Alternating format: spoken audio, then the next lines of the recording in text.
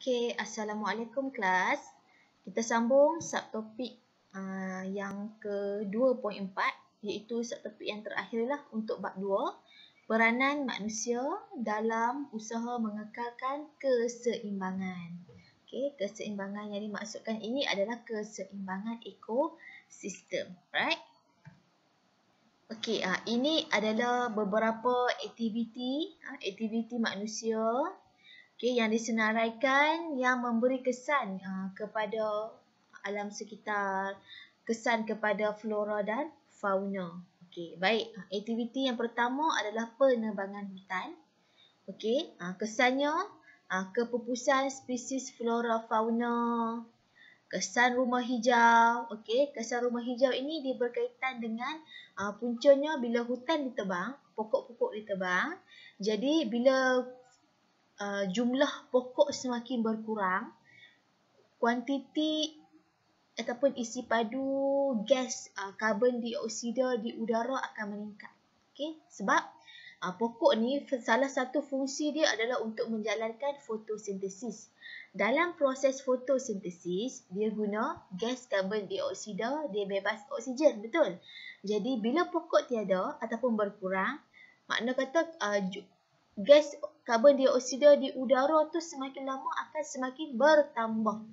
Jadi bila makin bertambah akan wujudlah kesan rumah hijau. Sebab gas karbon dioksida ini adalah salah satu gas rumah hijau. Okey, baik. Okey, kalau kesan rumah hijau ni kesan dia juga indirectly akan mengakibatkan fenomena pemanasan global. Panaslah, bumi panas sebab karbon dioksida. Karbon tu sendiri sifat dia memerangkap haba. Okey, baik, dan kesan yang ketiga juga boleh menyebabkan hakisan tanah. Okey, hakisan tanah lah. Ialah sebab hutan ditebang, pokok ditebang. Jadi contohnya kalau kawasan berbukit, dah tiada akar yang membantu untuk mencengkam tanah. Yang tak ada akar dah, tak ada pokok dah yang mampu untuk memperlahankan pergerakan air bawah tanah. Jadi bila itu semua tak ada, boleh menyebabkan hakisan tanah terutamanya pada musim tenggujuh, musim hujan dan sebagainya. Okey, aktiviti manusia yang kedua adalah industri. Industri ni maksudnya kilang lah. Okey, kilang. Okey, kesannya pencemaran udara. Pencemaran udara ni berpunca daripada pembebasan gas-gas bertoksik daripada gas-gas yang tercemar, gas yang bertoksik daripada cerobong asap kilang. Okey, pencemaran air. Contoh, sisa kimia kilang tak dirawat dulu, terus dilepaskan ke dalam sungai yang berdekatan. Okey, contoh macam baru ni, tahun lepas, kalau tak salah cikgu, tahun lepas atau 2 tahun lepas, yang berlaku di sungai Kim Kim, Pasir Gudang, Johor kan. Okey, baik. Dan juga pencemaran tanah lah. Okey, kesan rumah hijau pun sama jugalah sebab gas daripada asap kilang itu mengandungi gas rumah hijau dan juga hujan asid. Hujan asid ni berpunca daripada gas sulfur dioksida dan nitrogen dioksida yang terkandung dalam asap kilang. Okey, aktiviti manusia yang ketiga pertanian. Okey, kesannya menyebabkan pencemaran air. Sebab apa dapat pencemaran air? Macam mana boleh dapat? Ni penggunaan pestisida dan baja berlebihan. Pestisida ini adalah serangga perosak. Maksudnya inilah racun kimia. Okey, yang digunakan secara berlebihan. Tanah kehilangan mineral akibat aktiviti pertanian yang tidak selari. Maksudnya aktiviti pertanian yang dijalankan itu dia hanya mengambil kira keuntungan semata-mata, tidak mengambil kira faktor alam sekitar. Maksudnya tiada aplikasi teknologi hijau dalam pertanian. Okey, seumur-seumur je bagi racun kimia, bagi baja kimia. Tak guna kaedah kawalan biologi dan sebagainya. Maksudnya tak lestari lah. Okey, tak komplit aktiviti pertanian yang tidak menyeluruh. Okey. Yang keempat, pembuangan sampah syarak. Buang sampah merata-rata. Okey, kalau kamu tengok kalau kat kawasan kita ni, kalau hari Nat kan, hari Minggu tu, cuti minggu, hujung minggu, memanglah sampah dibuang merata-rata, plastik pembungkus makanan dan sebagainya. Kesan boleh menyebabkan pencemaran air dan pencemaran tanah. Banjir kilat. Banjir kilat ni berlaku akibat longkang lah. Sistem peparitan yang tersumbat akibat sisa-sisa sampah yang kita buang merata-rata tu. Okey, bau busuk akibat perebutan sisa pekerja organik.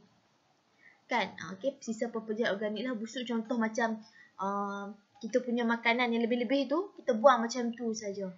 Tak boleh lah. Okey, menyebabkan pencemaran bau. Okey, apakah langkah-langkah yang boleh diambil untuk atasi kesan aktiviti manusia terhadap alam sekitar? Kuat kuasa undang-undang, meningkatkan kesedaran orang awam, dan yang ketiga menggunakan kaedah kawalan biologi. Ni antara yang dia bagilah. Nanti ada lagi lah. Ni banyak langkah yang kita boleh gunakan. Kuasa undang-undang. Okey, contoh satu jabatan yang bertanggungjawab, Jabatan Perhutanan. Melaksanakan kerja-kerja kuasa undang-undang di semua negeri.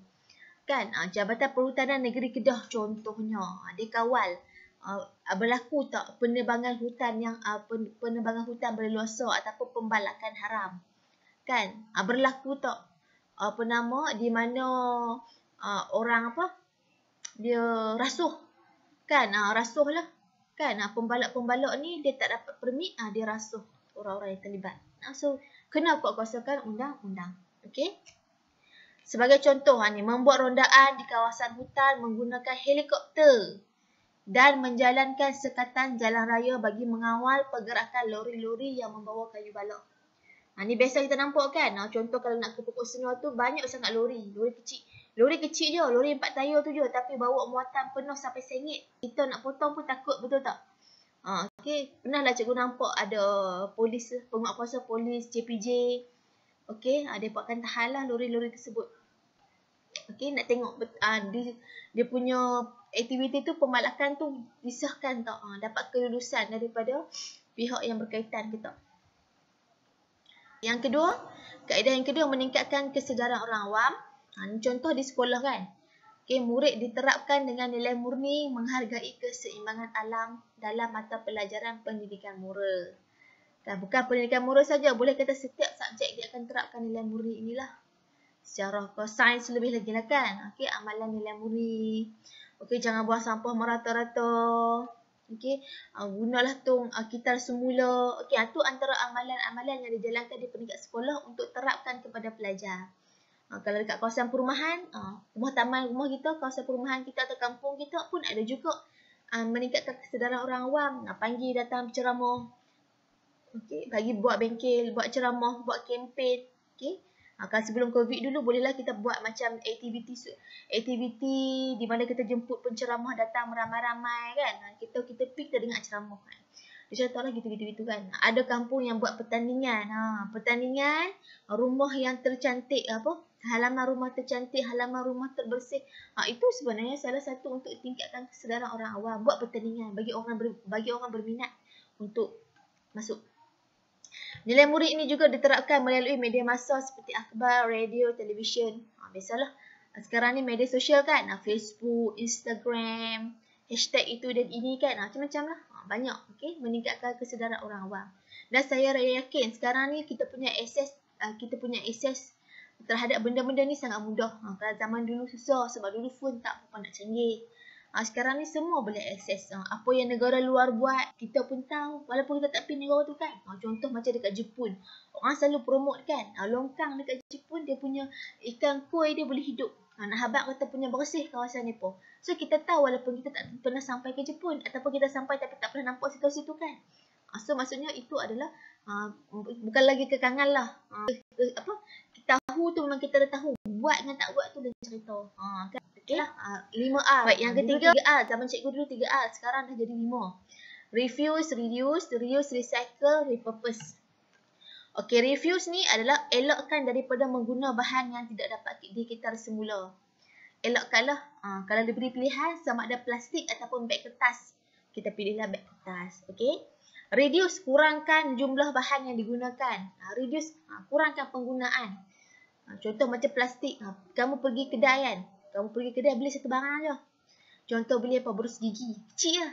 Lepas tu nampak macam pekerja kedai tu nak masukkan kita punya barang kita tu dalam plastik. Habang kadang sorry, tak perlu plastik, makasih. Kan maksudnya kita tak payah ambil plastik. Berbaloi lah dengan kita punya barang yang kita beli tu. Kan? Tapi ada juga macam kalau macam dekat Econsave ke Pasaraya yang besar-besar, dia ada hari dia kan. Ada hari weekend kot tak silap cikgu yang kita kena bayar untuk harga plastik. Kan? Okey. Baik, reuse, guna semula. Biasa semua maklum. Recycle, kitar semula. Dan repurpose, guna sesuatu bahan untuk kegunaan yang lain. Dapat mengurangkan bahan buangan lah. Okay, yang ni kamu boleh google lah kalau nak tahu lebih lanjut tentang 5R ini. Okey. Selain daripada 3 tu, ni tambahan lagi menggunakan kaedah kawalan biologi. Dah belajar kan sebelum ni kan? Okey, kawalan biologi. Elakkan penggunaan pestisida yang mencemarkan udara dan tanah dengan menggunakan kaedah kawalan biologi dalam pertanian. Maksudnya kita bela haiwan pemangsa. Kan, guna secara biologi lah. Okey, haiwan pemangsa untuk memakan mangsa. Mangsa tu sebenarnya kita punya perosok di kawasan tanaman kita lah. Okey. Saja untuk bab 2. Terima kasih. Assalamualaikum.